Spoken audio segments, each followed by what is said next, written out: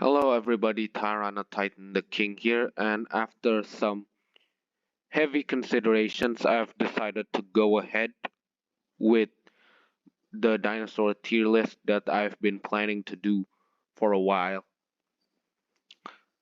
This, of course, won't cover every individual dinosaurs as there are just too many to fit into a single tier list. So instead, I'm going to be choosing the 11 dinosaur families that I'm most familiar with. And you could argue they're also currently the most relevant. So, without further ado, let's start the video. First of all, Tyrannosauridae, I'm going to put in A tier. They are generally pretty big, and they also usually have strong bite forces. They have decent speed, although some of the bigger ones are considerably slower. They are also pretty intelligent or very intelligent, as evident in T Rex. So I'm going to put them in A tier. However, I will make an argument that Carcharodontosauridae actually outranks them because, well, first of all, Carcharodontosaurids are generally bigger than Tyrannosaurids. Also, while Tyrannosaurs spec into bite force, these guys relied on bleeding out their prey to death, basically, or just tearing pieces of flesh and then consuming them. So they save more energy than the Tyrannosaurs, which I'm pretty sure relied on just biting the prey to death, while the Carcharodontosaurus could just bleed them to death, or just not kill them and just take as much flesh as they need. And Carcharodontosaurus also seem to be generally faster. Like Giganotosaurus is a lot faster than T Rex, and then Mapusaurus is also a lot faster than T Rex. Saying that though, I'm going to put Ceratopsidae above the two because their fence is almost impenetrable from the front. From the back, you could probably kill a ceratopsian by ambush, but still they had like osteoderms, which protected their skin. Also, they had frills that protected their necks. They are generally pretty large, pretty bulky, and also with the horned ceratopsians, it would be extremely easy for them to kill any careless predators that try to attack them. Like, all they have to do is just lower their heads, charge at full speed, and then stab the predator. And if they hit a vital area, then the predator is dead, basically. Now, Spinosauridae. For this family, I've gone back and forth on where I should put it, but I've decided to put it in B tier.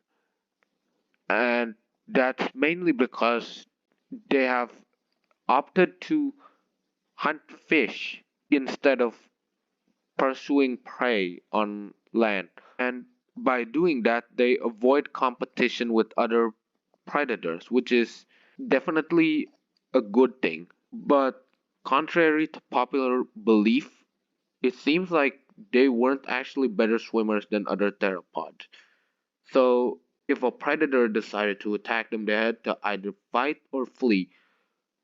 And they weren't particularly fast. I'm sure that some of the smaller ones were pretty fast, but not as fast as some other theropods. And they weren't the most adapted for fighting either. Their teeth are mainly used to catch fish. Their claws were probably pretty deadly, but they might not be quite a match for teeth that were used for killing and for fighting. Still, they were more powerful than most predators that lived in their environment, so I'm going to put them in B tier. Stegosauridae I'm going to put in high B tier. And that's because, almost like the ceratopsians, their tails have spikes called digamizers. And like the ceratopsians, if they land a hit on a vital area, any careless predator would basically be dead. Also, their plates, although sometimes not really used for defense, could block bites from above, and sometimes they also have shoulder spikes, but they're not higher because they're still not the most armored or protected. So I'm putting them in B tier, in high B tier. Therizinosauridae. I'm going to put in low B tier, and that's because one, they have very long necks which could be exploited by predators. Two, their claws were actually quite fragile. And three, they weren't fast. They had relatively small legs in comparison to their bodies, so they couldn't really run. So if a predator does manage to bypass their defenses, they would basically be doomed. Hadrosauridae, I'm going to put in low A tier. Most paleo media depict hadrosaurs as basically the ideal prey for predators, but in reality, they were a lot stronger than that. They were generally pretty big. They had several weapons, like their tails. They could also kick with their legs. That could have done a lot of damage. And they might have even been able to bite with considerable force, as evident in Edmontosaurus.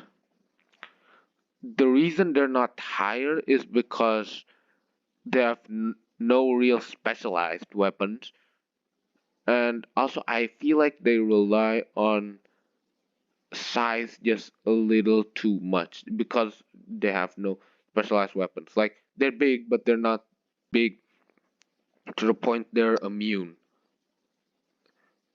Speaking of that, sauropods are in S tier because of that, because they're so big that basically it's impossible for most predators to take them down one on one.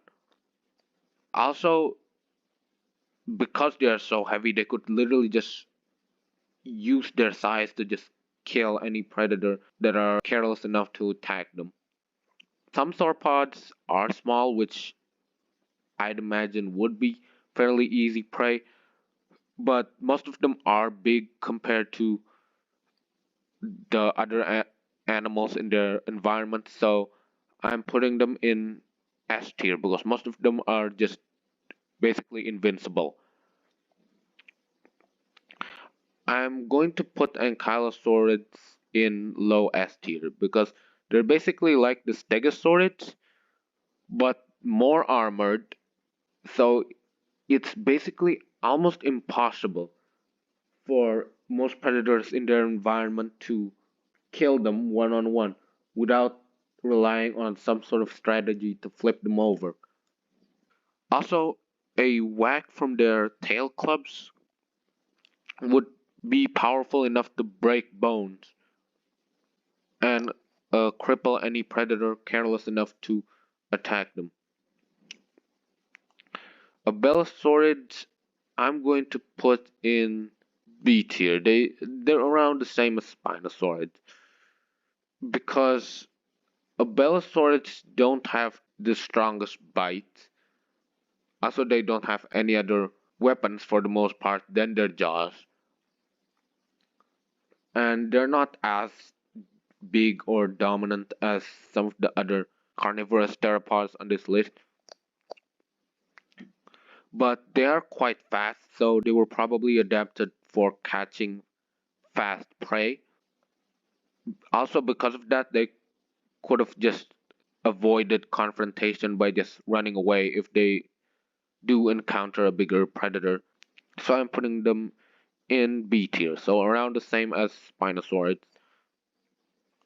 Unfortunately, I'm gonna have to put Dromaeosaurus in C tier because most of the things that made them relevant, such as the pack hunting and the extremely high intelligence, have been debunked. Like, maybe they were still intelligent, but I've heard people say that they weren't actually that intelligent. And the pack hunting thing has basically been debunked. Also, their method of killing, which is to just pin down a prey and then eat it alive, could have failed more often than some of these other predators' tactics. Like, if they didn't secure a strong enough grip, the prey could get away. So, yeah, that's basically it for my dinosaur tier list. I hope you enjoyed. Let me know if you have any other opinions different to this, and I will see you next time. Bye.